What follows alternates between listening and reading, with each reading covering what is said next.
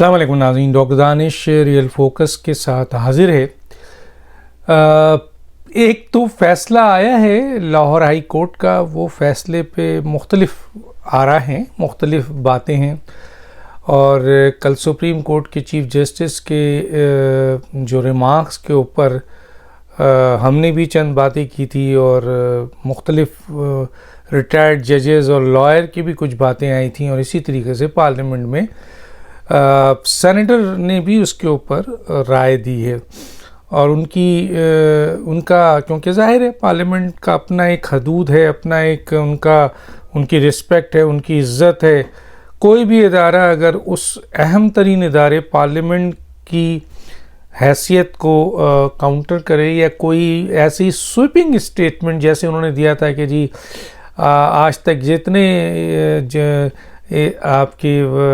وزیر اعظم آئے ہیں ان میں عمران خان ایماندار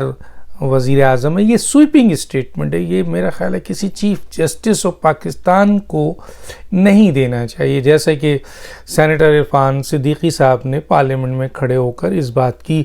شدید اور پرزور مذمت کی کہ اول تو اس پہ بہت سارے سوالات اٹھ جائیں گے کہ ایک چیف جسٹس کس طریقے سے یہ کہہ سکتا ہے کہ عمران خان ایک آنے والے وزیر اعظم میں ایک بہتر وزیر اعظم تھے یا ایماندار وزیر اعظم تھے، صرف اس بنیاد پہ کہ جسٹس ثاقب نثار نے ان کو جو ایک غلط فیصلہ دیا تھا، اور اس فیصلے کے اوپر آپ کے ان کو صادق اور امین کہہ دیا گیا تھا، کیا اسی بات پر صرف یہ کہا گیا؟ اور ماضی میں جتنے بھی وزیر اعظم آئے ہیں، لیاقت علی خان سے لے کر آپ کے بہت سارے وزیر اعظم کا نام ہے، محترمہ بے نظیر بھٹو ہیں، بے نظیر نواز شریف صاحب ہیں، اس کے علاوہ آپ کے شوکت عزیز صاحب ہیں، اس کے علاوہ جنوجو صاحب ہیں، اس کے علاوہ آپ کے بڑا نام تھا ایک بلوچستان کے وزیر جمالی صاحب تھے وزیر اعظم۔ تو گویا 1947 سے لے کر آج تک پاکستان میں جتنے وزیر اعظم آئے ہیں، ان تمام وزیر اعظم کو ایک طرف کھڑا کر کے ذوالفقار علی بھٹو ہیں جس پہ کرپشن کے چارجز نہیں ہیں، اور دوسرے الزامات ہوں گے جمالی صاحب پہ، جنیجو صاحب پہ، ان سب کو ایک طرف کھڑا کر کے یہ بیان اگر سنا جائے تو اس بیان سے کسی بھی شخص کی ساتھ وابستگی کا کچھ زیادہ ہی عنصر نظر آتا ہے، اور اگر آپ بہت اچھے دوست بھی ہیں، بہت اچھے رفقا بھی ہیں، ان کو آپ پسند بھی کرتے ہیں، تب بھی عہدے اور منصب اس بات کی اجازت نہیں دیتا کہ آپ ایسی سویپنگ اسٹیٹمنٹ دیں جس سے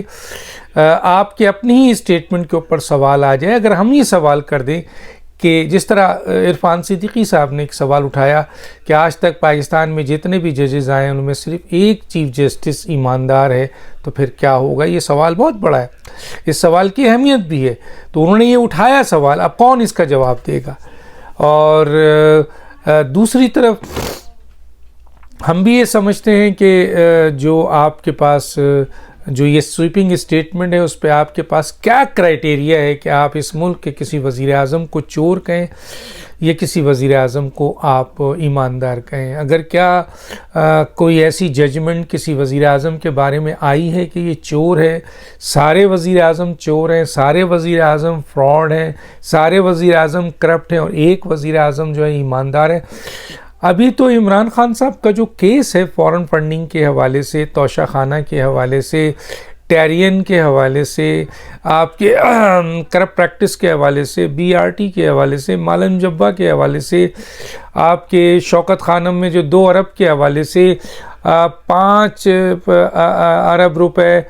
جو ہے وہ 199 بلین آپ کاؤنٹ کے حوالے سے جو ریاض ملک کے حوالے سے آیا تھا، ان باتوں کے اوپر عمران خان کے اوپر آلریڈی کیسز چل رہے ہیں، اور کرپشن کے کیسز چل رہے ہیں، کرپٹ پریکٹس کے کیسز کر رہے ہیں، جس کے اوپر الیکشن کمیشن نے آلریڈی ججمنٹ دی ہوئی ہے۔ اس کے بعد بھی اگر آپ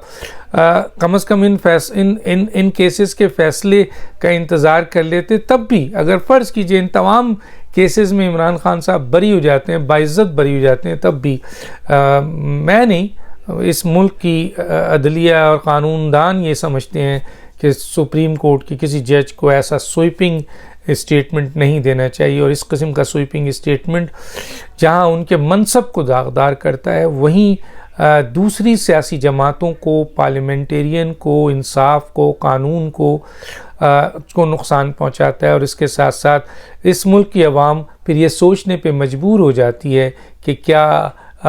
کسی بھی ملک کا قاضی، جو سب سے بڑا قاضی ہے، وہ اس طرح سویپنگ اسٹیٹمنٹ دے سکتا ہے. حالانکہ 5-7 کیسز کرپشن کے اس وقت عمران خان کے اوپر ہیں، اور عمران خان ان کے کچھ کیسز کو تو ایکسیپٹ بھی کر چکے ہیں کہ ہاں میں نے یہ ویلفیئر فنڈ سے شوکت خانم کے 2 ارب نکالا تھا اور پھر بزنس میں لگائے، وہ تو ایکسیپٹ بھی کر چکے ہیں. تو اس کے باوجود کیا وہ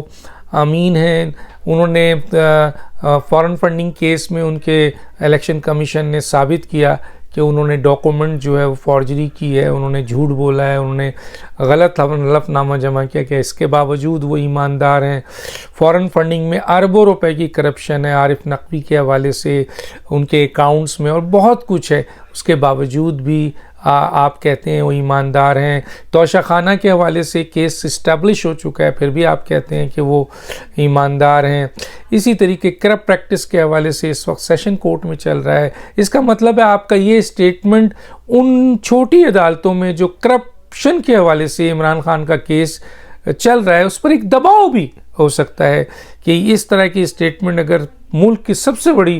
آپ کے کورٹ کے سب سے بڑے جج اگر کہتے ہیں تو بیچارے سیشن کورٹ والے کیا فیصلہ دے سکیں گے؟ ایڈیشنل انسداد و دہشت گردی کی عدالت، دوسری عدالتیں، ہائی کورٹ کیا دے سکیں گے جب ملک کا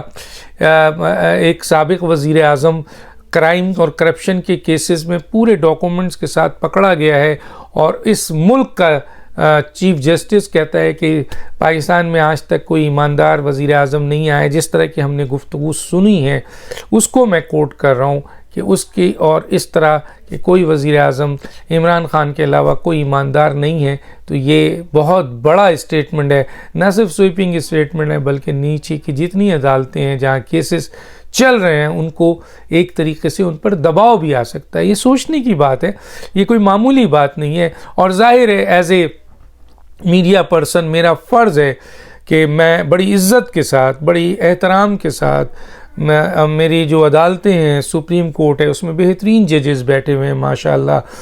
بہترین قسم کے وہاں پہ فیصلے بھی ہوئے ہیں، لیکن اس قسم کے ریمارکس اور سیاہ فیصلوں نے ان عدالتوں کو، جو کہ بہترین عدالت ہے پاکستان کی سپریم کورٹ، اور وہاں پہ بہترین دنیا کے ججز بیٹھ چکے ہیں اور بیٹھے ہوئے ہیں،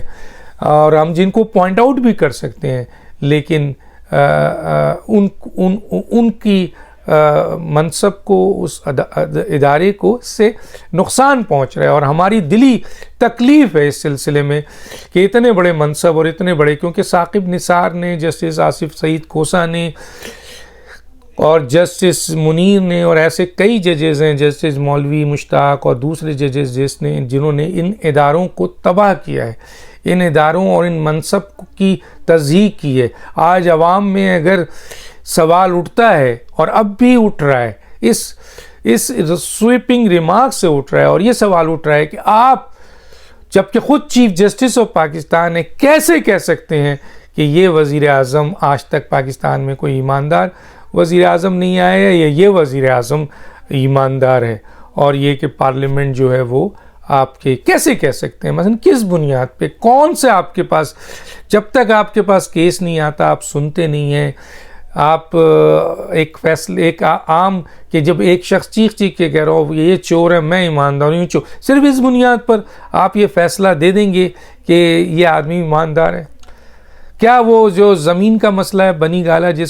جس کے اوپر جسٹس ثاقب نثار نے غلط فیصلہ دیا، آج بھی اس فیصلے کو ریویو کیا جائے تو آپ کو اندازہ ہو جائے گا کہ وہ غلط فیصلہ ہے. خود عمران خان کی اس کے اوپر 2 مختلف اسٹیٹمنٹس موجود ہیں، اور اس کے باوجود اگر چیف جسٹس نے، اور وہ پھر سب کو پتہ ہے کہ جی آصف سعید کھوسہ اور ثاقب نثار اور پھر اس وقت کے آرمی کے چند جنرلز، ISI کے چند لوگ مل کر عمران کو کسی بھی صورت میں لانا چاہتے تھے، اس لیے نواز شریف صاحب کو آؤٹ کیا، اس لیے جہانگیر ترین کو آؤٹ کیا، اور ان کو ایمانداری کا سرٹیفکیٹ پہنایا گیا. حالانکہ ان کیسز میں وہ، نہ ٹیرین کے کیسز میں وہ ایماندار تھے، نہ وہ آپ کے زمین کے کیسز میں ایماندار ہیں، نہ ان تمام کیسز میں ابھی تک جو اطلاعات ہے وہ ایماندار ہیں. لیکن ہم پھر بھی یہ کہیں گے کہ جب تک سپریم کورٹ کسی کے بارے میں فیصلہ نہیں کرتی کہ کون چور ہے اور کون ڈاکو ہے، کون مجرم ہے اور کون ملزم ہے، کسی کو بھی حق نہیں ہے، چاہے وہ چیف جسٹس ہی کیوں نہ ہو، وہ یہ فیصلہ کر سکے کہ یہ ملزم ہے یا یہ ایماندار ہے یا یہ مجرم ہے. جب تک عدالت یا قاضی،